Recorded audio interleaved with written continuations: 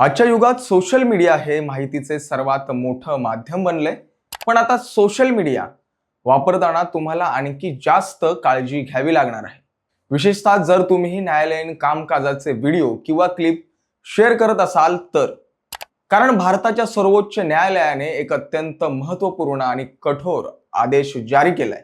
या आदेशानुसार आता परवानगीशिवाय न्यायालयाच्या कामकाजाचे व्हिडिओ सोशल मीडियावर पोस्ट करणं तुम्हाला अडचणीत आणू शकतं।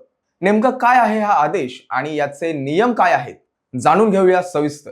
नमस्कार, मी हर्ष, आपण पाहत आहात प्रहार न्यूज लाईन। भारताच्या सरन्यायाधीशांच्या अध्यक्षतेखालील खंडपीठाने स्पष्ट केले की सर्वोच्च किंवा देशातील कोणत्याही उच्च न्यायालयाच्या कामकाजाचे थेट प्रक्षेपण म्हणजे लाईव्ह स्ट्रीमिंग किंवा त्याचे रेकॉर्डिंग आता पूर्व परवानगीशिवाय कोणत्याही सोशल मीडिया किंवा डिजिटल प्लॅटफॉर्मवर पोस्ट, रिपोस्ट, अपलोड किंवा शेअर करता येणार नाहीत। इतकंच नाही तर अशा व्हिडिओंमधून कोणत्याही स्वरूपात पैसे कमवण्यावर म्हणजेच मॉनिटायझेशनवर पूर्णपणे बंदी घालण्यात आली। हा नियम मोडायचा असेल तर संबंधित न्यायालयाची पूर्व परवानगी घेणे बंधनकारक असणार। यामध्ये सर्वोच्च न्यायालयाच्या प्रकरणांसाठी सेक्रेटरी जनरलची तर उच्च न्यायालयांच्या प्रकरणांसाठी संबंधित उच्च न्यायालयाच्या रजिस्ट्रार जनरलची परवानगी घेणं आवश्यक असणार आहे। ही परवानगी घेतल्याशिवाय असा कोणताही व्हिडिओ इंटरनेटवर शेअर केला जाऊ शकत नाहीये। आता प्रश्न असा पडतो की सर्वोच्च न्यायालयाला हा कठोर निर्णय का घ्यावा लागला? तर न्यायसंस्थेच्या मते अनेकदा न्यायालयाच्या थेट प्रक्षेपणातून एखादी छोटी क्लिप किंवा छोटा भाग काढून तो एडिट केला जातो। व्हिडिओ किंवा ऑडिओमध्ये फेरफार करून तो वेगळ्याच संदर्भात सोशल मीडियावर व्हायरल केला जातो। अशा अपूर्ण, छेडछाड केलेल्या किंवा बदल केलेल्या व्हिडिओंमुळे समाजात चुकीचा संदेश आणि गैरसमज पसरू शकतात। याचा थेट परिणाम न्यायिक प्रक्रियेवर आणि निकालांवर होऊ शकतो।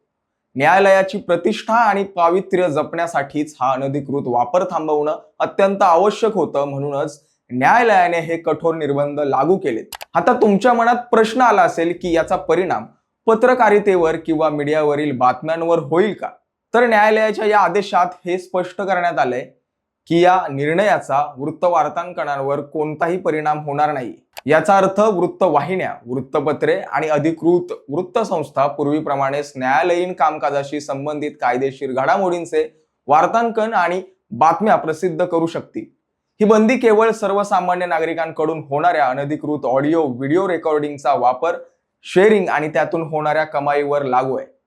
सोशल मीडिया प्लॅटफॉर्म्सवर न्यायालयीन कामकाजाच्या व्हिडिओंवर अनधिकृत वितरणाला आळा घालण्यासाठी दाखल करण्यात आलेल्या एका याचिकेवर सुनावणी करताना न्यायालयाने हे निर्देश दिले। या प्रकरणी केंद्र सरकार आणि सर्व राज्यांच्या सरकारांनाही नोटीस बजावण्यात आली असून असा अनधिकृत वापर रोखण्यासाठी प्रभावी उपाययोजना करण्याचे निर्देश दिलेत। न्यायालयाच्या प्रक्रियेची आणि गोपनीयतेची प्रतिष्ठा राखण्याच्या दृष्टीने हा निर्णय अत्यंत ऐतिहासिक मानला जात आहे। तुम्हाला या निर्णयाबद्दल काय वाटतं? आम्हाला कमेंट करून नक्की सांगा। व्हिडिओ आवडला असल्यास लाईक करा, शेअर करा आणि प्रहार न्यूज लाईन चॅनलला सबस्क्राईब करायला विसरू नका। धन्यवाद।